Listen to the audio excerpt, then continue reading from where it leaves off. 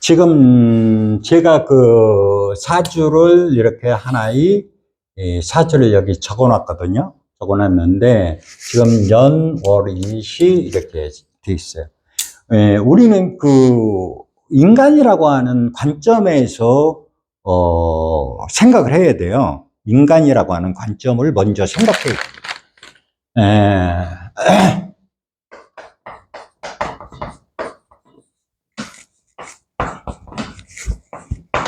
인간이라고 이 사주를 논하기 전에 인간이라고 하는 관점을 먼저 생각해야 돼요.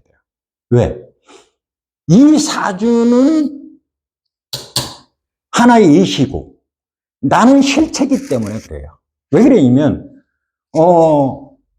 그러니까 중요한 것은 내가 인간인데 인간이라고 하는 이 생명체가 이 세상을 어떻게 살아가느냐 하는 이 문제를 먼저 생각하고 여기를 들여다봐야 된다 이런 얘기예요. 이 문제를 생각하지 않으면 단순히 글자가 나열된 이 부분만 갖고 얘기하다 보면 실지에 도달할 수 없다. 우리가 인간이라고 하는 생명체가 이 지상에 엄마 아버지로부터 몸을 받아서 태어났는데 내가 남자냐 여자냐가 중요한 거잖아요. 그죠? 그러니까 남녀를 구분해야 돼, 내가.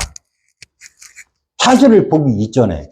그러면 이것을 안 본다 하더라도 이 사람이 생명체로서 태어나서 어린 과정을 겪고 젊은 시절을 겪고 청장년 시절을 겪고 애들을 낳고 노년 시절을 겪어가는 이런 과정들을 이미 숙지하고 있어야 이것을 풀어낼 수 있다고 하는 거예요.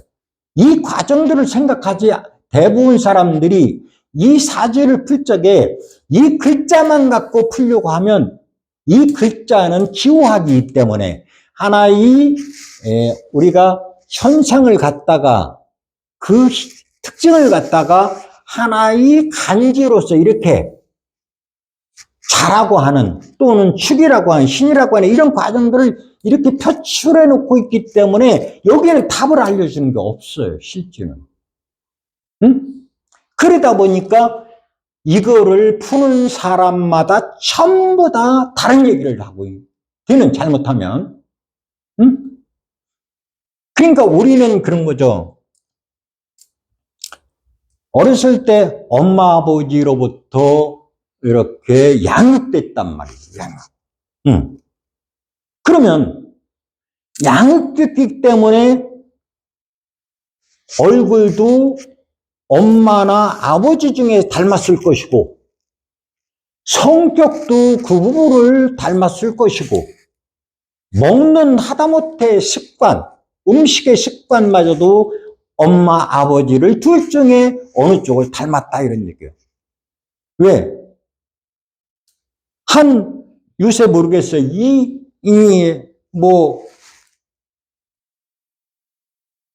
보통 고등학교까지, 옛날하고는 좀 틀리니까, 고등학교까지 엄마, 아버지 밑에서 다 보고 자라잖아요.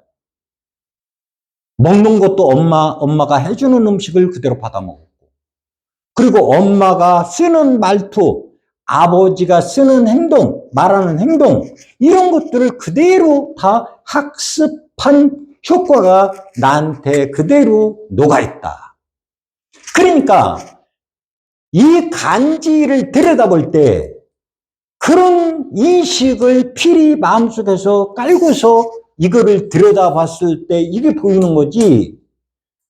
단순히 이 글자가 예를 들어서 우리가 편지에다 정제다 이렇게 쓸 때 단순히 그거 하나만으로 갖고 풀 수 있는 학문 체계가 아니라는 거예요.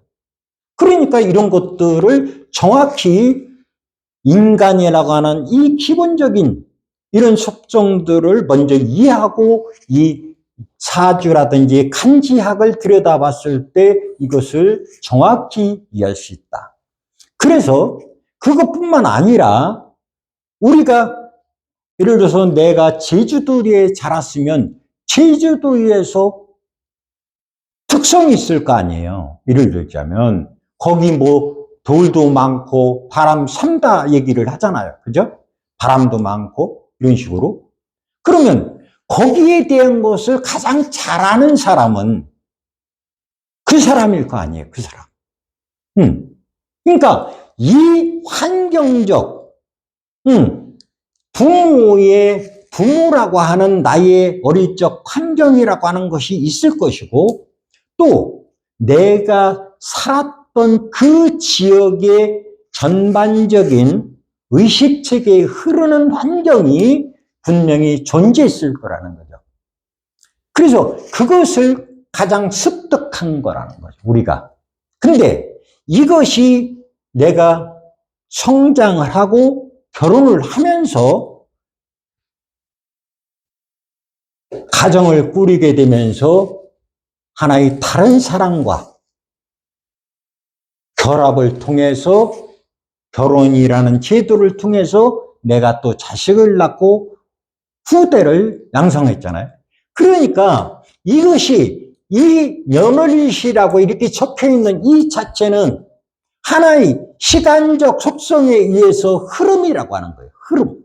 그러니까 이 흐름 속에서 그렇게 이렇게 대사주가 돼 있다고 하면 이런 속성을 드러낼 것이다.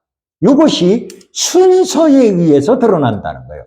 순서에 의해서. 또 이 지지가 땅에서 이렇다고 하면 땅에서 이런 속성들이 그대로 그 사람 속에서 드러난다고 하는 거예요. 그러니까 사주가 어려운 것이 아니라 사주를 뭉뚱그려서 보게 되면 절대로 사주는 볼 수가 있는 게 아니에요. 그러니까 만약에 이 사람이 이런 자주체계를 가지고 있다. 그러면 어렸을 적 환경이 엄마 아버지 밑에 있을 때 환경이 이 신이라고 하는 이 가을 초입이라고 하는 이 환경론을 바라봤기 때문에 이 사람의 속성이 그 영향을 가장 많이 받았기 때문에 그런 속성을 드러낼 것이다. 이것이 결혼을 하고 나서는 이 축이라는 속성 속에 놓여져 있기 때문에 그 속성 속에서 그 사람이 어떤 자세를 갖다가 드러낼 것이냐 하는 이 문제는 바로 이 지지, 땅이 살고 있는 이 지지축이라고 하는 것이 결정한다 이런 얘기예요. 그래서 그런 형태로서 행동 양식과 이런 것들이 드러날 것이다.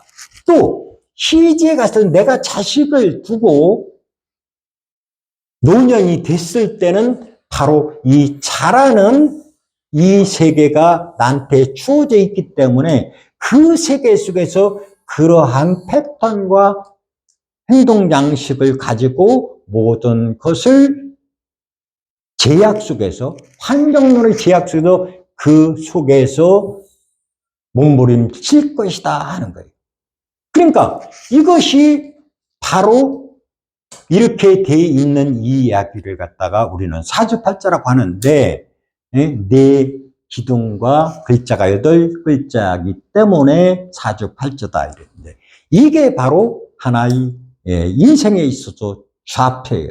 좌표인데, 이것을 논하기 전에 인간이라고 하는 기본적인 대전제, 그리고 이 사회라고 하는 대전제, 또 국가라고 하는 대전제, 또 이 세계라고 하는 대전제, 이 속에서 살고 있기 때문에 그 세계를 먼저 이해하고 이 사주팔자를 이해해야지, 옛날 조선시대 사람이나 지금 사람이나 같은 해석을 하고 있다고 하면 바로 이런 부분이 잘못되고 있다는 거예요.